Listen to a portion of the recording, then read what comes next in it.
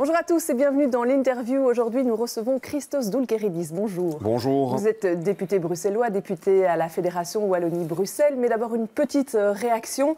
Ce matin, Arno Feist, en fait, on apprend que le patron de l'aéroport s'est fendu d'un courrier aux 18 ministres qui sont en charge ou liés au survol de Bruxelles. Il dit que la tolérance zéro pour les normes de bruit, c'est une menace pour l'exploitation de l'aéroport avec des compagnies comme Bruxelles Airlines qui seraient impactées par toute une série d'amendes, notamment dans la tranche 6-7 heures du matin. Une réaction? Oui, c'est marrant qu'ils l'écrivent à tout le monde. Je pense que s'il y a une responsabilité dans ce dossier depuis quelques années maintenant, c'est ceux qui étaient responsables des zones qui se trouvent tout près de l'aéroport, qui devaient être des zones qui ne devaient pas être peuplées par des habitations. Et les autorités flamandes du coin ont décidé d'autoriser quand même, d'octroyer des permis, de faire en sorte que les quartiers se développent.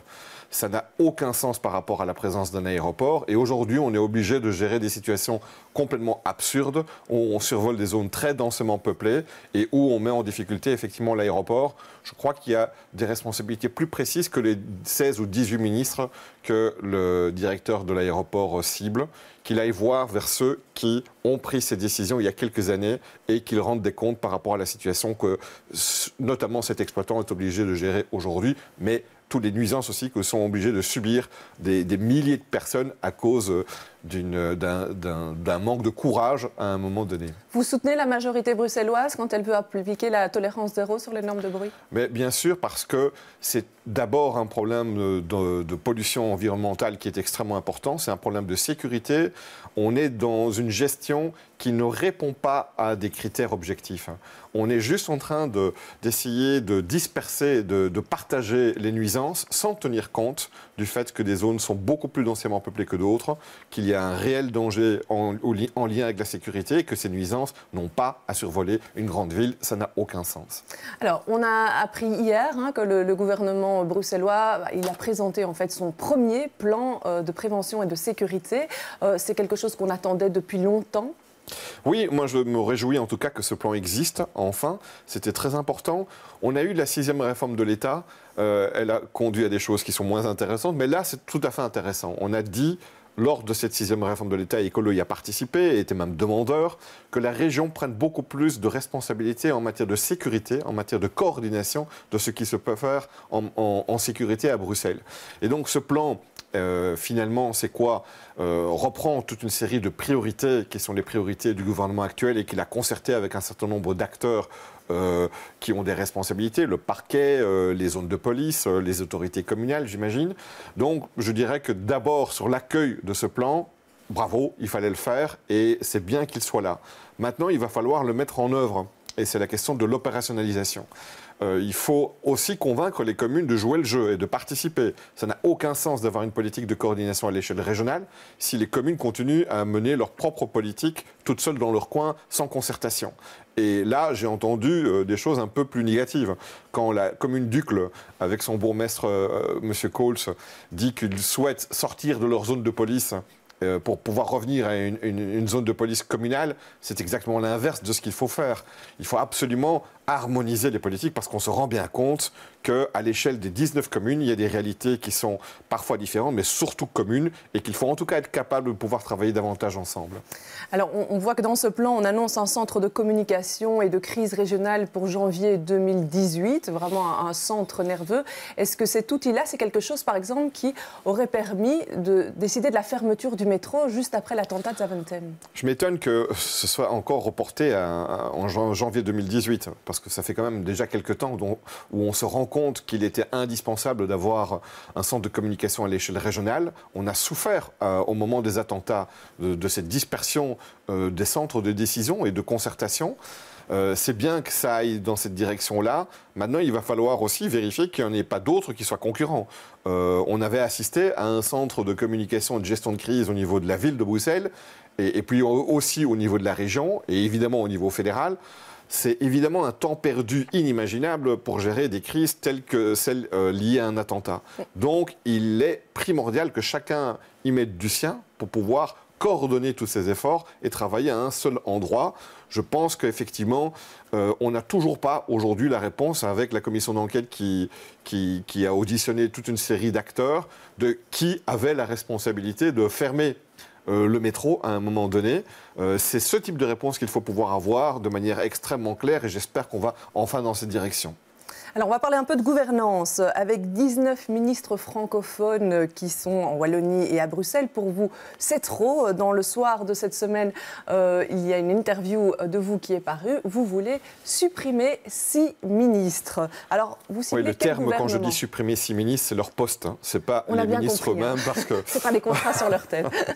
Mais donc, vous ciblez laquelle gouvernement? Vous voulez en retirer à Bruxelles? Vous voulez en retirer à Wallonie? Non, je constate simplement que si on prend toutes les compétences régionales et communautaires, francophones et néerlandophones.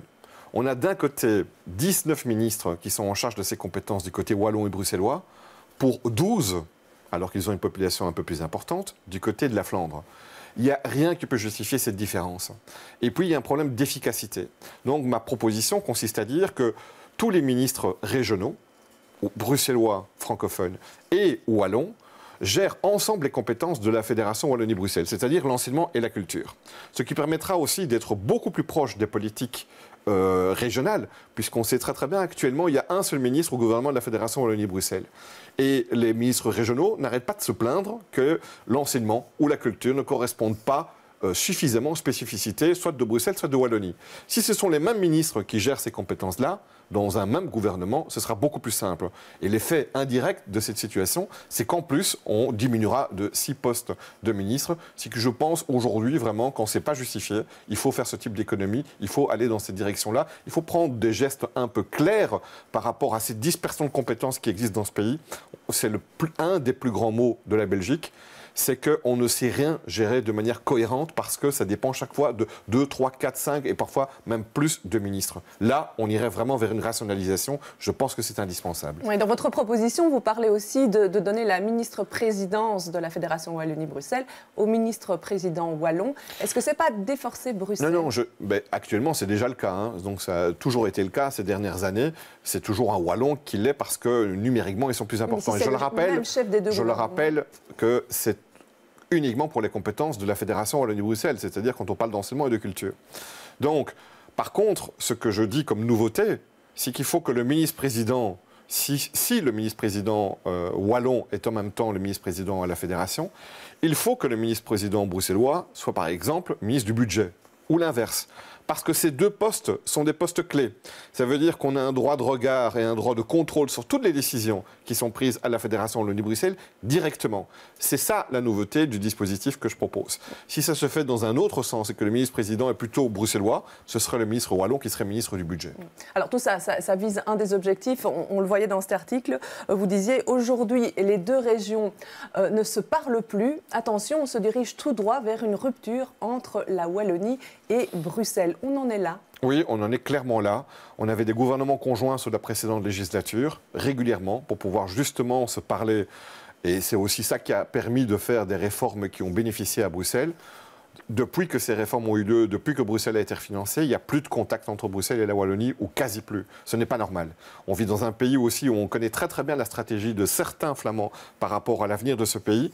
On ne peut pas se permettre, je pense, de couper les ponts entre Bruxellois et Wallons. C'est indispensable de continuer à travailler ensemble dans l'intérêt de nos 2 régions.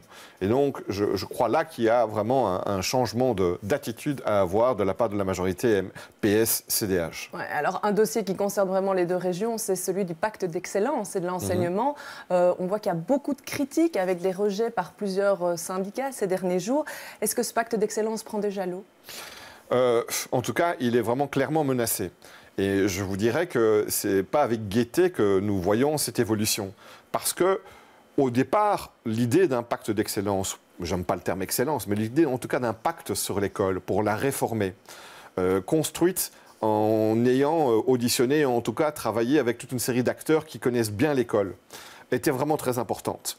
La difficulté, c'est qu'on ne s'est pas donné les moyens de partager ces constats et ces propositions avec tous les acteurs de l'école. Or, on sait que c'est impossible de réformer l'école si on n'a pas avec nous les directions d'école, les enseignants, les parents qui soutiennent ce projet-là. Aujourd'hui, on assiste à ce déficit de concertation et finalement, on a jour après jour des acteurs importants, tels que les syndicats par exemple, qui disent qu'ils n'en veulent plus de ce pacte d'excellence. Oui. Ça veut dire qu'on a fait travailler plein d'acteurs de l'école pendant 2 ans pour rien. Il y a beaucoup d'acteurs déjà qui sont intervenus. Mais qui ne sont pas toujours représentatifs. Non, effectivement, ça ne venait pas d'un cabinet. C'était vraiment un acteur qui est un plan qui a été mis en place. C'est pour ça que nous estimions qu'il fallait le défendre, même s'il fallait peut-être le modifier, le hiérarchiser, mais il méritait d'être défendu. Et nous sommes convaincus qu'il faut réformer l'école. Mais encore une fois, au niveau de la méthode, la ministre Schins a manqué de pouvoir concerter beaucoup plus largement, d'aller vers les écoles, d'expliquer vers les enseignants qu'est-ce qu'il y a à l'intérieur. Ouais. Oui, alors on est un peu tard là. Vous voyez, on a beaucoup plus d'actions aujourd'hui qui visent à décrédibiliser ce plan, parfois à juste titre, que d'acteurs qui le soutiennent. Et c'est un problème. Et c'est pour ça que je reviens sur ma proposition précédente. Si les 2 régions étaient vraiment partie prenante de l'avenir de l'école, elles se mouilleraient beaucoup plus. Elles auraient aussi davantage la possibilité de pouvoir faire ce travail de concertation et de défendre un projet de réforme de l'école qui en a vraiment besoin. Mais est-ce que face à une réforme d'une telle ampleur, il n'y a pas de toute façon des craintes, de toute façon des critiques? On ne va jamais faire l'unanimité. Est-ce qu'à un moment, il ne faut pas dire, voilà, on vous a entendu, on tient compte de certaines remarques, mais on avance quand même? Mais réformer en imposant un point de vue, même si ce point de vue est bon, ne fonctionne jamais. L'école, il ne faut pas l'oublier, c'est ce qui se passe dans les classes. Ce qui se passe dans les classes dépend aussi des enseignants. Si les enseignants ne sont pas convaincus, si on les démotive encore plus que ce qu'ils ne sont aujourd'hui, ça n'ira pas. Et donc, cette méthode qui, aujourd'hui, je pense, montre qu'elle ne fonctionne pas, de ne pas avoir suffisamment tôt et suffisamment fort été vers les enseignants, été vers les acteurs de l'école pour essayer de les convaincre, les écouter et pouvoir justement peut-être voir ce qui les insécurise, voir comment est-ce qu'on peut y répondre, voir comment est-ce qu'on peut améliorer le projet, c'est vraiment problématique. Donc, j'espère qu'il n'est pas encore trop tard. Mais il est temps absolument de pouvoir mettre le paquet pour pouvoir avoir ces concertations utiles, être capable éventuellement d'améliorer le projet et de le défendre jusqu'au bout. Parce que vous avez raison, c'est pas évident de modifier l'école, de la réformer, mais en même temps, on sait tous que c'est pourtant indispensable. Alors, un dernier petit mot rapidement sur le RER. On sait qu'il manque de l'argent, on en a beaucoup parlé toute la semaine. Hier, le ministre François Bayrou dit, ben voilà, on va faire un emprunt d'1 milliard pour financer la fin de ce chantier-là. Alors, Écolo s'était inquiété du manque de réaction du ministre. Vous êtes rassuré maintenant? Oui, ça va encore une fois, même si on est dans l'opposition, on peut reconnaître quand les choses vont dans la bonne direction. Enfin, le fédéral reconnaît qu'il y a des investissements qui en valent la peine et que c'est plutôt des investissements plutôt qu'une dette. Maintenant, il va falloir voir, voilà, il faudra voir comment est-ce que c'est réparti, comment est-ce que ça s'intègre aussi dans un projet global, parce qu'il n'y a pas que le RER. Je veux dire, la politique de mobilité alternative, elle est essentielle. Et là aussi, on se rend compte que la dispersion des lieux de décision entre la SNCB qui est fédérale, la STIB, les TEC de l'Aisne qui sont régionaux, et le manque de vision, la question des parkings, où est-ce qu'ils ont lieu? Est-ce que c'est à Bruxelles, autour de Bruxelles ou dans les gares d'origine? Toutes ces questions-là nécessitent qu'on travaille davantage ensemble dans une vision globale. Et donc ce milliard, j'espère qu'il s'intégrera dans une vision globale de la mobilité et que ça ne soit pas juste un petit effet d'annonce maintenant qui a lieu et qui va vite disparaître parce que les besoins sont extrêmement importants dans ce type de politique. Voilà, ce sera le mot de la fin. Je vous remercie d'être venu sur ce plateau. Merci. Je vous remercie de nous avoir suivis. Demain, dans Les Experts, les invités seront Marc Ols, on en parlait tout à l'heure, et puis aussi Christophe Magdelaine. Bon week-end à tous.